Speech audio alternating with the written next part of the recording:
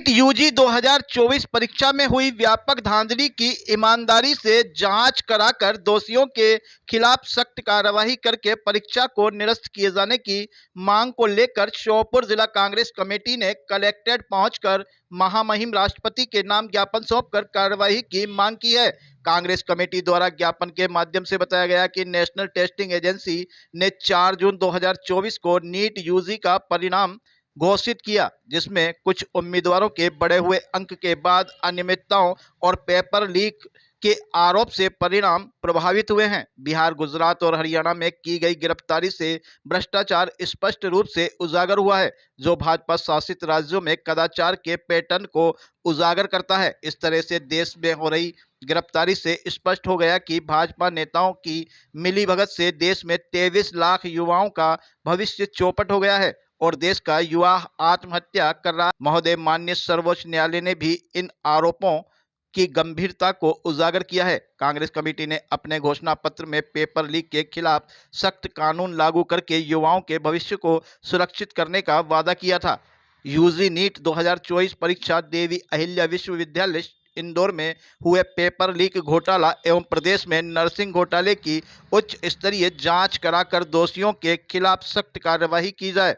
महोदय, नीट परीक्षा में इस बड़े पैमाने पर हुए भ्रष्टाचार और अनियमितताओं और एनडीए सरकार की हताशा, निष्क्रियता और चुप्पी यह दर्शाती है कि इनकी इस अनैतिक कार्य में संलिप्तता है।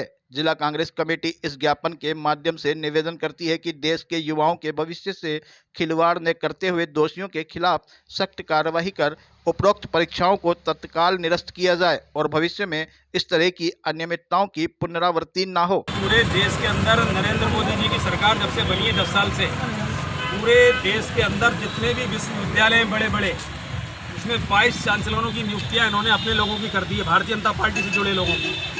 अब यही रैकेट पूरे देश के अंदर शिक्षा माफिया बन गया है। आज आपने देखा होगा कि कई जगह पे पूरे प्रदेश में पिछले 10 सालों में 8 सालों में पेपर लीक होते रहे हैं और छात्रों का भविष्य खिलवाड़ होता रहा है। उनके साथ उनके परिवारों के हित भी पूरी तरह से कमजोर होते गए हैं। कितना पैसा लगा करके माँ बाप पढ़ाते हैं, पूरे भाई बहन सब लोग पूरा परिवार उनको पढ़ाता है कि एक बच्चे को आज कितना पैसा उन पर लाखों रुपए खर्च करता है। उसके बाद भारतीय जनता पार्टी का शिक्षा माफिया तो पूरे तरह से बिहार में अभी देखा गया है, उत्तर प्रदेश में उनकी सरकार है, गुजरात में उनकी सरकार है, हरियाणा में उनकी सरकार है बीजेपी की। सब जगह नीट परीक्षा में जो 24 लाख विद्यार्थी इस देश के बैठे थे, उनके पेपर लीक किए गए और करोड़ों रुपए, अरबों रुपए का इसमें व्यापार किया गया। इस भारतीय जनता पार्टी का शिक्षा माफिया का गठजोड़ इस व्यापार से जुड़ा हुआ है। इन्हीं मांगों को लेकर के हम